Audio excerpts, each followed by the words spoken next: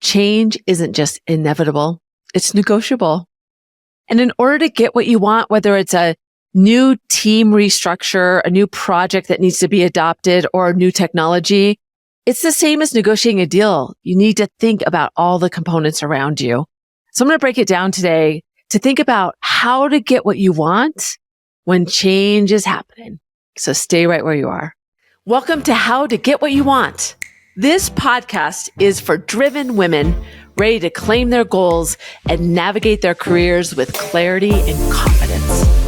Join me as we explore real stories, tools, and strategies to help you steer your career exactly where you want to go. Let's get started on helping you get what you want. Welcome. I'm so glad that you made the choice to get what you want. That's what we're here to talk about today. Whether it's a new job, more money, leading the new project, everything that we want is around the corner, but we need to be clear and adopt a negotiator mindset to get there. So today we're going to talk about that change.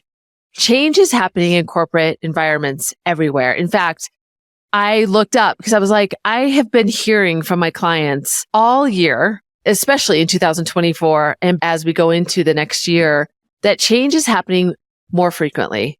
I looked online to look at some research around this. And sure enough, a survey of 1,200 executives revealed that 85% say they've observed a significant increase in organizational change projects over the last 5 years. And it's becoming more and more rapid. In fact, they say that they're anticipating that change is going to continue and escalate. And Accenture, in their Pulse of Change Index, reported 183% increase in the rate of change over the past 4 years, with a 33% rise just the past year.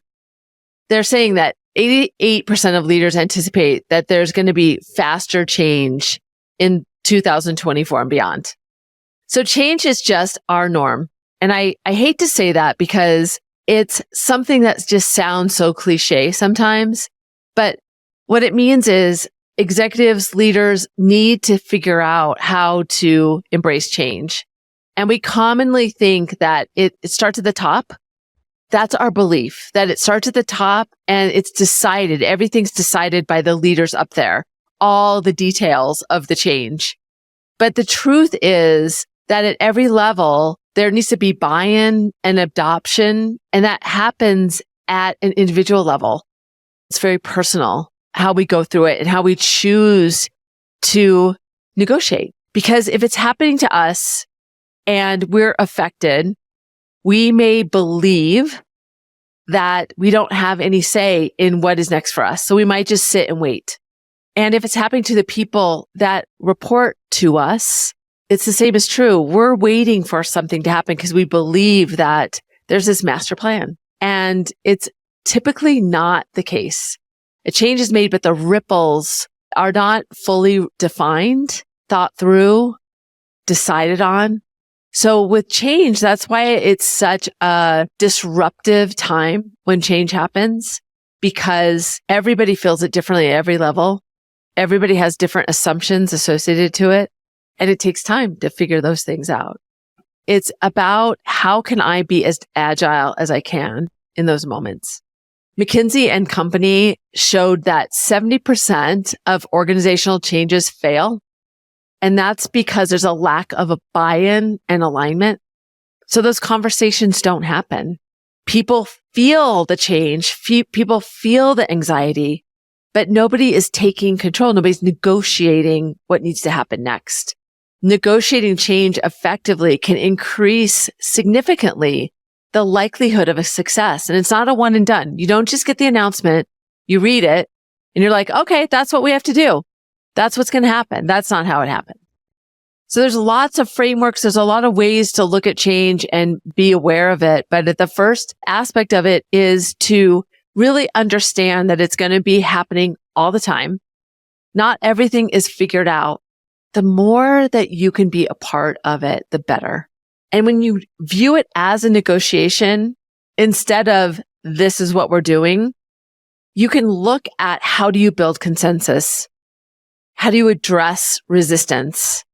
And how do you move through in order to find some success for the overall organization. I'm going to go into some stories, give you some tips to think about.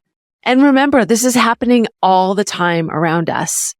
So it's important to consider at what point you're in flux now. Consider how you're going to identify when it comes up for you in the future. And what are you going to negotiate to get what you want, to get what your team wants in order to maneuver and navigate and negotiate in the way that you need to.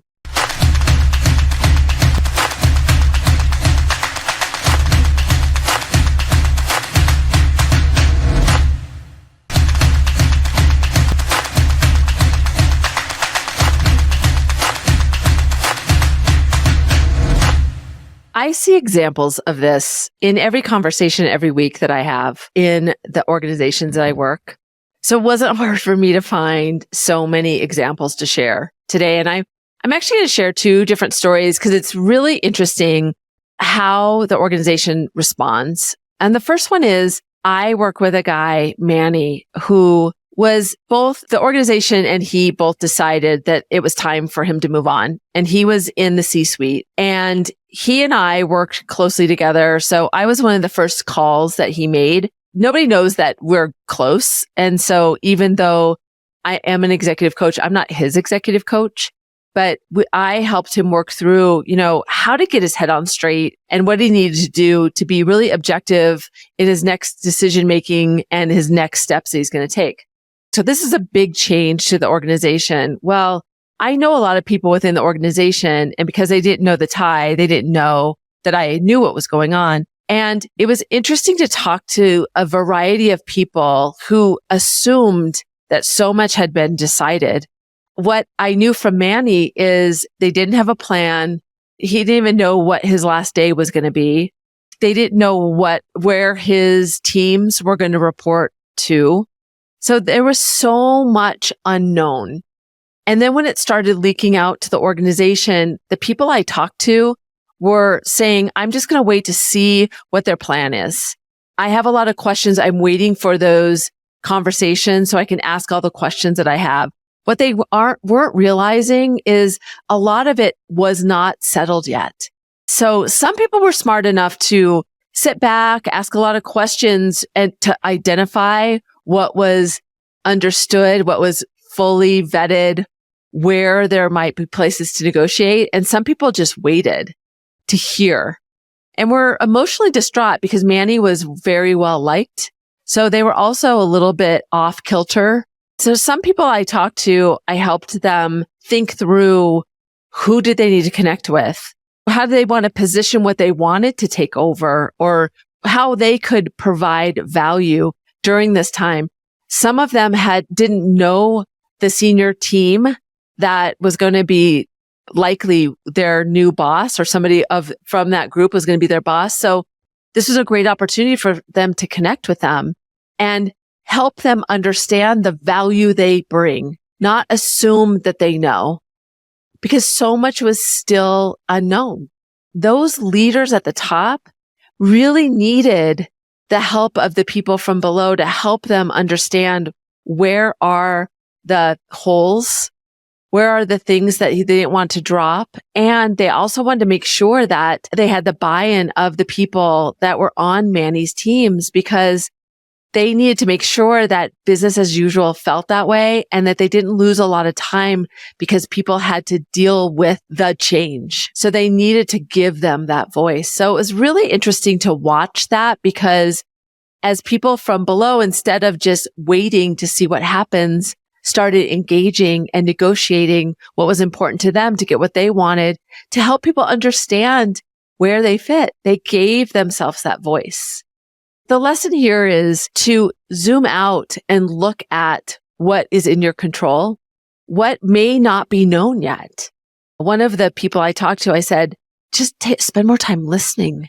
Listen to the answers that other people had. Anticipate and listen between kind of the nuances to try to figure out what they know and what they don't know yet.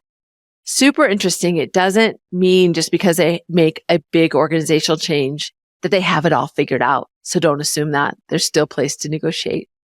The second example is a friend of mine, Jennifer. she was implementing a new software within the whole organization. And it was something that they had to do. So she went into all the meetings, every conversation with the edict that we will do this. And she was under a short time frame.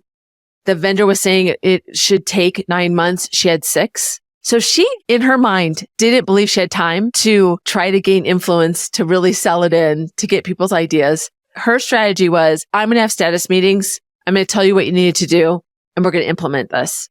And she didn't do it from the point of being a dictator. She didn't like that. She believed that everybody understood that this was something they had to do. There was no choice in it. And so she was just going to make sure that everybody aligned and got in line, basically, and made sure that the launch of the software was successful. Well, guess what? It wasn't. Not only did they not hit the 6 months, they didn't hit the 9 months.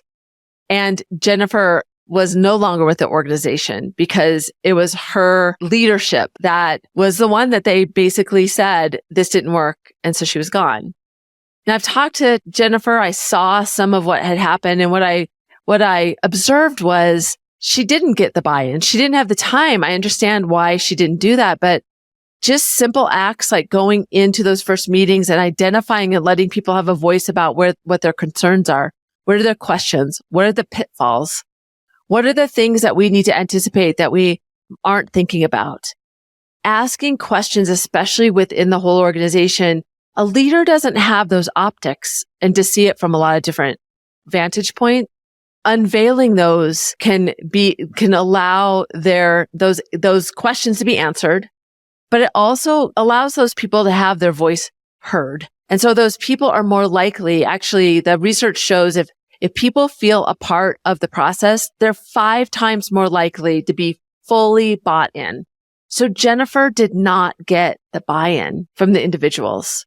She may have thought innately that she needed to, but she didn't have the time. Unfortunately, the consequence was she lost her job because of it, because the company had to put it on somebody, and her leadership didn't allow her to. She should have negotiated more time. She should have looked at what she could control, and she should have really thought about and take time to think about, how do I get the buy-in from people?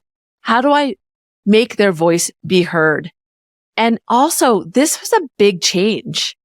So some people a lot of people, majority of people don't like change.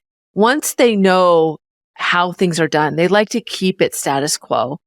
Not addressing that idea that people are resistant to change left unmet needs unaddressed. And those barriers turned people into opposition instead of cooperating. So change is a tricky thing. It's happening all around all the time, but it's not just being a good leader to get people through, to check the boxes, to be a good product owner or project owner. It's about thinking about the people, having situational awareness around getting buy-in, getting people's voices heard. How do you get them to row together, but in a way that they're going to collaborate together? You want to use the best minds.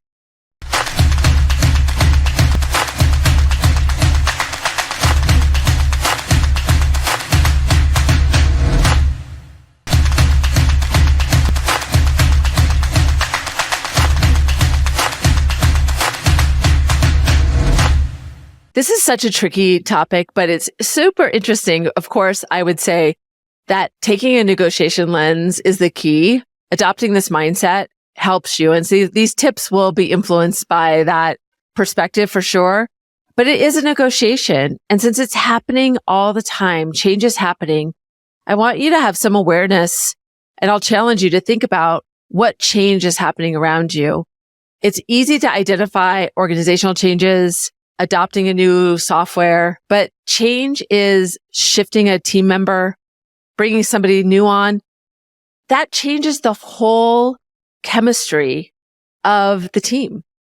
And that change offers an opportunity to really gauge engagement, to see where people are, how they're doing, but also to understand that change takes people different durations to get comfortable with. And sometimes change happens so quickly, and senior leaders will live with change for so much time that by the time they're ready to announce the change, they've kept it stifled so long that they're like, oh, thank goodness, let's write this great communication and then we're done. And people need to have it repeated and help people to understand. So thinking about that and everybody doing it differently, everybody needing a different dose of understanding, being listened to, being heard. Those are all aspects of being a good leader during change. But the first tip I'm going to give you is aligned very well with negotiation, and it's having a plan. When change is happening or you see it happening, take some time to really think about, how am I going to go into this? How am I going to build the influence? Do I have the influence to really be successful here? If not, who are the stakeholders that I need to be a part of this too? How am I going to get the buy-in from the team as I go along in the first meeting and ongoing? Have a plan to really think about, how are you going to build the trust so that you can get people to get on board as soon as possible, get them to understand it. So it's taking that time to get ready instead of just jumping in. So maybe it's scheduling one-on-one or team discussions once you have an idea, just to gather insights to understand where people are with this project that's upcoming before it even starts. Even people that aren't going to be directly involved in it, getting their perspective can be really helpful. So a listening tour in your preparation can be super helpful. The second tip is to really think about, how do you frame the shared goals? How do you get alignment so that people understand their place in the project?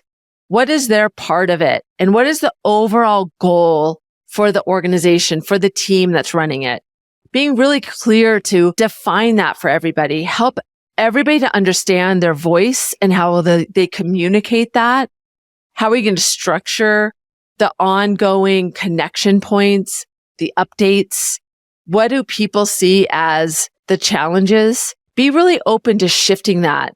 They say that in order to get that buy-in, people have to feel that they're a part of something that is not all figured out yet. So don't go in saying, here's our plan, now we have to execute. Say, here's an idea of how I think we should move about. We have 9 months. This is the cadence, I think. What do you think? When you get the buy-in from people, they're more likely to be a part of it, and they're getting their voice started and in the room will increase their contribution and collaboration to the overall team. So it's really important. So that's number 2. Number 3 is, as you go into it, it's not just that first meeting that's important. It's the regular cadence and helping the team to reunite about the wins that they're having. It can be so daunting during change to know where you are and if you're being successful. So helping people see where they've come from, understanding what successes they've had, helps them to feel motivated.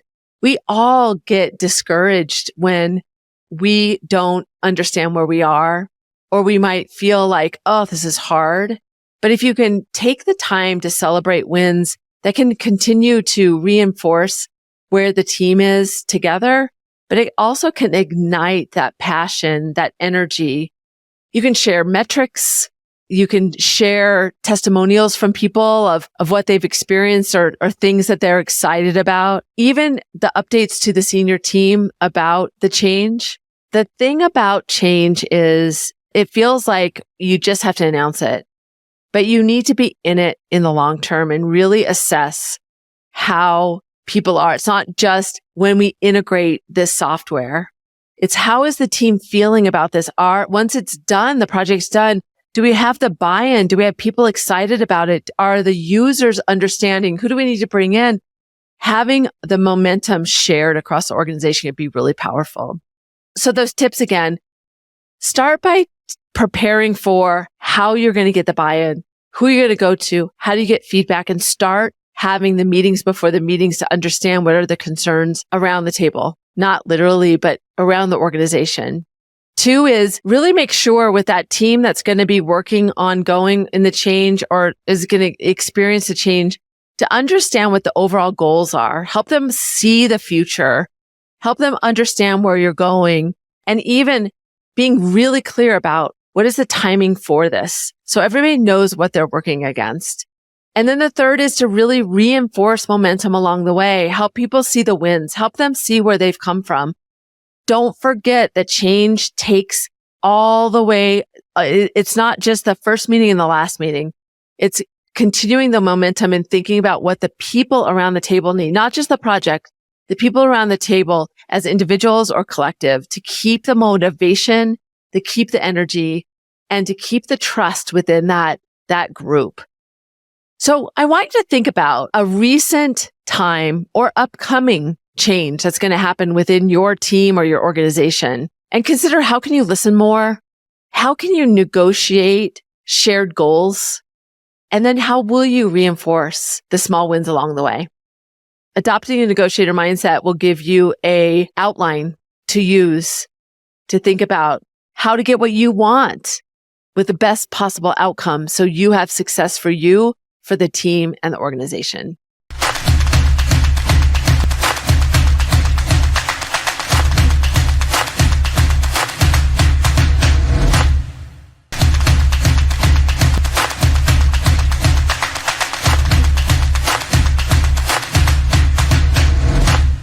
Change is something that we all face all the time. It's more apparent. It happens more often. We're really in constant change these days. So I want you to think about and reflect on, where have you treated change as a directive rather than a negotiation? Think back on something that you led. Have you thought about how you maneuvered, not just in the project, but with the people around the table? Have you thought about, how do you get their buy-in? Do you have their trust? Do you have their influence? As you think into the future, the prompt I want you to consider is, how can I align my team's needs with the organizational goals to make the change more successful? It's in your control. You have to believe that, because as leaders, we need to remember that we influence more than just our team. We have influence over a broader part of the organization, and how we help people get through change. You know, good leaders are remembered for how they make people feel. And change is one of those times where people feel unsettled. Everybody has a different relationship with change. Some people love it. Some people really have a difficult time. So we need to show up differently for everybody that's in the organization. And the first opportunity is just identifying that. So having awareness that it's happening around you, seeing that, even going from one year to another, having a new budget, the change in leadership, adopting a new way of giving feedback. There are so many things that change people's day-to-day and what they do. And when that disruption happens, you need to help people get that stability. Good leaders help people understand, give them hope, stability, and they have compassion from where they're coming from. And the basis of that is trust. So whether you're in the midst of a big change happening within the organization, you're about to come across one, you will in the future. Look back and think about, what could you have done differently? What can you learn so that you can be better and show up differently for those future opportunities? Future opportunities show up differently so that you can help people through change. It's all in negotiation. You know it is. So if you want to get more insights about how to get what you want through adopting a negotiator mindset, join our newsletter. It's all about stories and tips to take this conversation further, to get that mindset shift so that you can be more effective in every situation that you face every day. And when people see it, they go, oh my gosh, I knew it was right and true that negotiation happens around us, but I never knew how true that was. I'm so glad you made the choice to be here today. I hope you'll join our community. Go to negotiationlove.com. That's where you can find all the information you need and sign up there. Remember that negotiation is more than a skill, it's a mindset. Until next time.